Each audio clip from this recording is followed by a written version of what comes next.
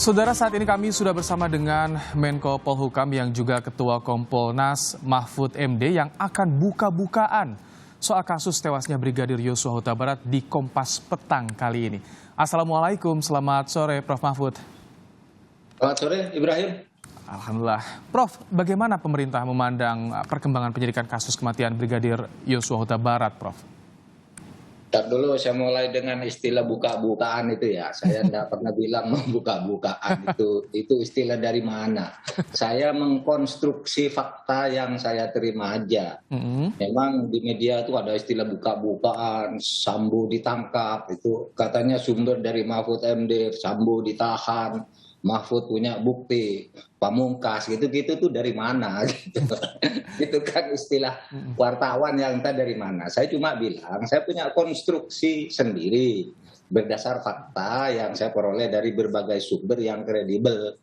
Nah, tadi pertanyaannya apa? Nah, sekarang mari kita mulai. Iya, perkembangan penyidikannya kan kemarin kita lihat bersama Irjen Verdi Sambo sudah diperiksa Irsus nih.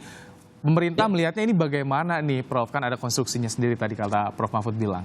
Ya bagus karena begini kan pernah saya katakan ini kan ada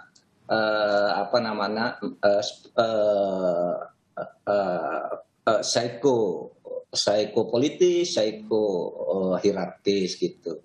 Saya kira isunya kan begitu. Kenapa tuh kok lama sekali ya sampai hampir sebulan tidak ada tersangkanya waktu itu? Saya bilangnya karena ada hierarkis berdasar laporan-laporan yang saya terima dari Komnas HAM itu. Tidak ada yang berani tegas misalnya dari yang saya dengar dari Kompolnas, dari orang saya di dalam gitu.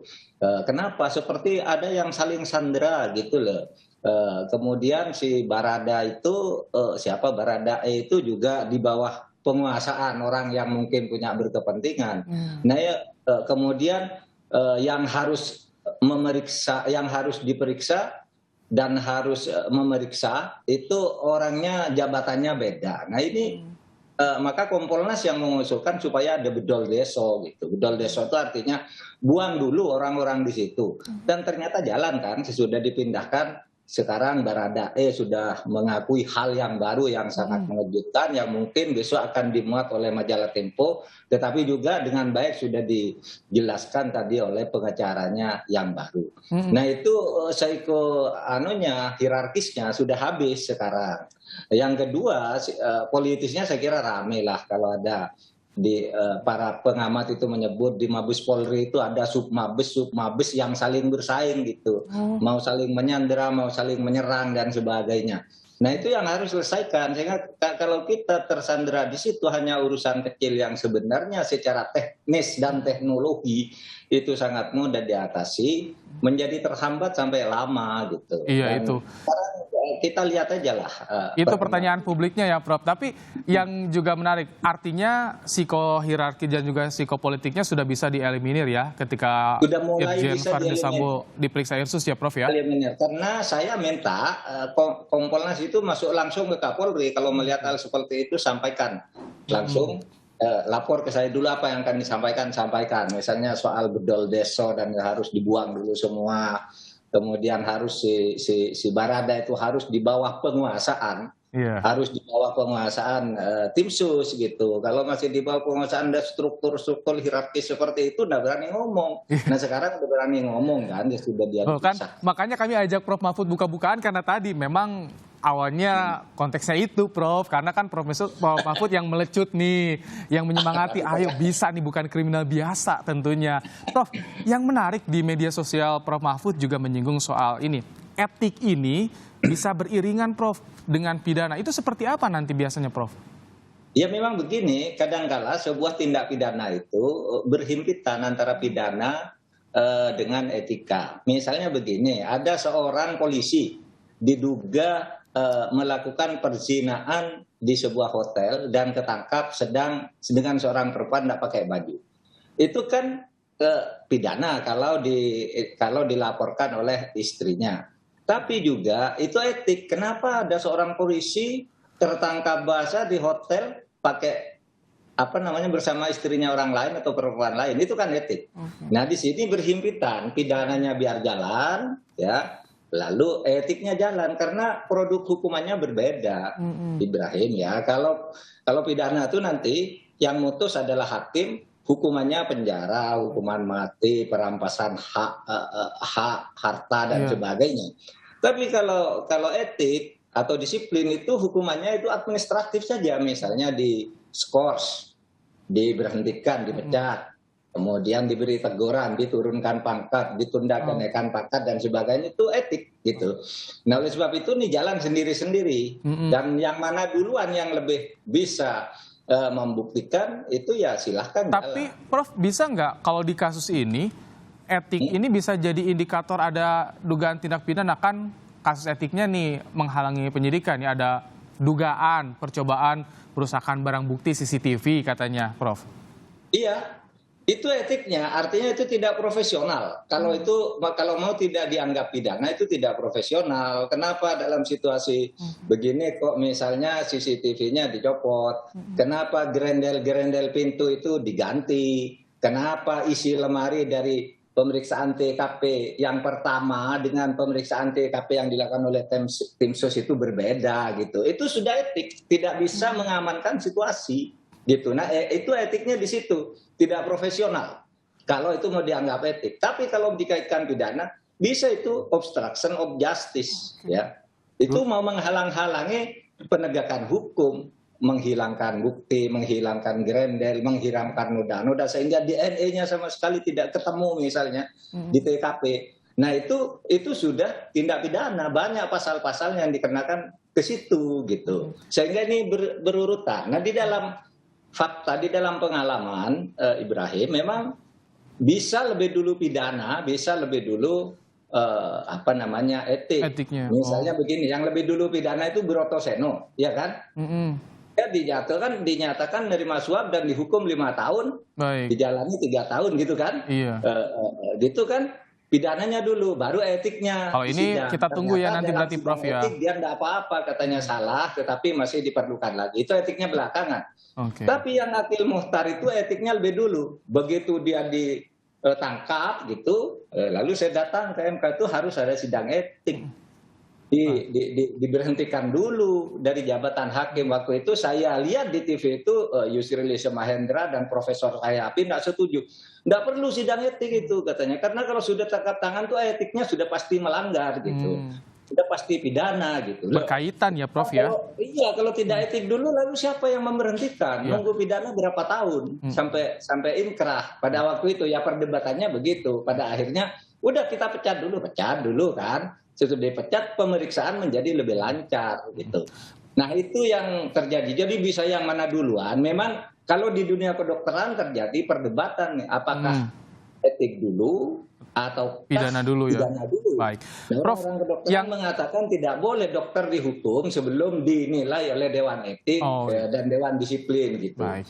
Prof, yang menarik tadi kan di Kompas Petang kita ngobrol juga dengan pengacara Eliezer yang baru yang ditunjuk oleh Barreskrim. Ternyata ada berbeda pengakuan dari konstruksi awal dan yang terakhir disampaikan kepada kuasa hukum nih. Kalau Prof lihat ini apakah akan jadi perkembangan yang signifikan termasuk juga soal kemungkinan jadi JC, Prof? Menurut saya ya itu pintu semua untuk menjadi signifikan. Misalnya ya sudah ada pengakuan satu bahwa saya bukan pelaku, kata Baradae. Atau misalnya saya tidak sendiri mungkin di majalah di media yang akan terbit besok itu akan mengatakan begini, saya lihat tembakan, saya dengar tembakan, saya turun sudah si Anu terkapar dan ada si X di dekat itu gitu, kata si Baradae. Nah, itu semua akan terkuak karena sekarang Baradae itu sudah diisolasi, tidak lagi di bawah tekanan kelompok-kelompok yang akan menutup atau bisa menghalang-halangi kasus ini. Kalau kita kan ini penegakan hukum, jadi berangkat dari dugaan-dugaan dulu kan. Nah, mungkin ini ada upaya menutup, mungkin si Barada yang bohong. Nah, nanti buktikannya jadi pengadilan. Karena sekarang kan semua masyarakat udah pinter ya untuk menilai setiap perkembangan dan mengkonstruksikan sendiri. Tapi menjadi justice kolaborator sangat terbuka bagi Baradae ya Prof ya. Dan soal keamanannya juga ini tentu dijamin Prof atau bagaimana? Iya, sangat terbuka justice kolaborator itu. Kalau misalnya sampai si Baradae tidak aman, dua lembaga negara ini akan sangat tercoreng. Satu, Polri, misalnya tidak bisa menjamin keamanan Baradae yang posisinya seperti sekarang. Yang kedua, LPSK, gitu.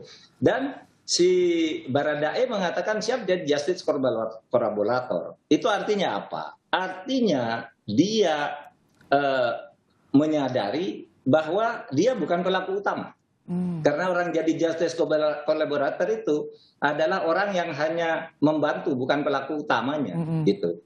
Nah, dan itu tadi pengacaranya saya lihat itu bagus juga tuh. Iya, jadi mengungkapkan Prof apa yang disampaikan Baradae dan kita pun kaget ternyata ada perbedaannya iya, Prof ya. bagus dia pengacara itu bagus itu, yang ditunjuk oleh Polri itu bagus gitu. Memang di dalam hukum kalau seorang terdakwa yang diancam dengan pidana berat di atas 5 tahun itu kalau tidak punya pengacara harus yang mencarikan negara, dalam hal ini polisi.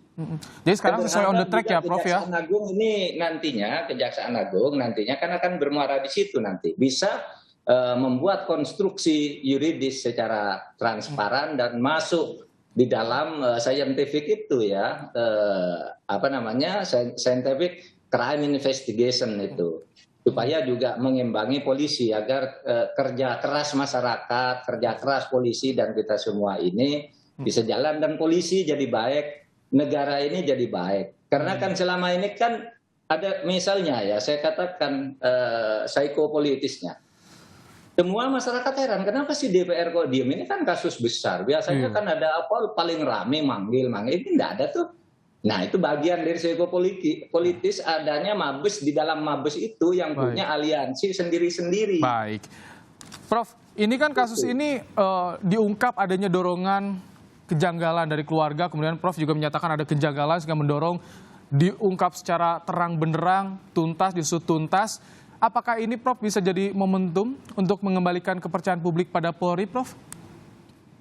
Iya, kita berharap begitu. Kita berharap begitu ya, karena ini mau pemilu tahun 2002, bulan Mei tahun 2023, 9 bulan dari sekarang, itu sudah akan mulai pencalonan presiden, kemudian partai yang boleh mencalonkan, yang tidak, dan sebagainya.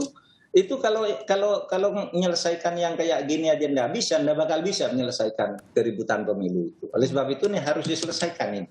Ya, agar semuanya berjalan baik pada tahun politik tahun 2023. Ini bulan Mei tahun depan ya udah pendaftaran caleg, pendaftaran calon presiden. Iya. Ini di pekan ini kan dinamika perjalanan kasus ini begitu terasa Prof. Prof Mahfud juga menerima keluarga dari Brigadir Yosua. Dengan progres yang ada saat ini bisa menjawab pertanyaan publik soal kasus ini untuk diungkap sesuai arahan Pak Presiden juga ya, diungkap secara tuntas, terang benderang, Prof. Sampai sekarang saya optimis ya, saya optimis itu bisa. Karena apa? Saya udah bicara dengan Kapolri, meskipun hanya sebentar tentang komitmen itu, tinggal tahapan-tahapannya aja. Saya optimis ini bisa dan itu perlu dukungan kita. Pak Kapolri itu perlu dukungan kita. Kan selalu aspirasi masyarakat kan selalu dipenuhi oleh beliau, ya, membentuk tim ketika orang tidak percaya pada hasil yang dilakukan oleh Jakarta Selatan, berarti tim sus betul, suruh otopsi ulang, ya otopsi ulang, suruh tarik perkara dari Polda Jaya, sudah ditarik, tentukan tersangka, sudah membedol desa, sudah gitu. Saya optimis nih tahapan-tahapannya Pak Kapolri ini mengerti kapan harus melakukan apa. Dan menurut saya memang kita harus tunggu tapi juga harus cepat karena ini sudah tahun politik, sudah tidak bisa ditunda lagi. Semoga nanti ada perkembangan terbaru lagi di pekan depan seperti apa progres penyidikannya. Sekali lagi kami mengucapkan terima kasih Menko Polhukam Mahfud MD yang juga sebagai Ketua Kompolnas telah bergabung bersama kami di program Kompas Petang. Sehat selalu Prof Mahfud. Ya, makasih Ibrahim. Ya.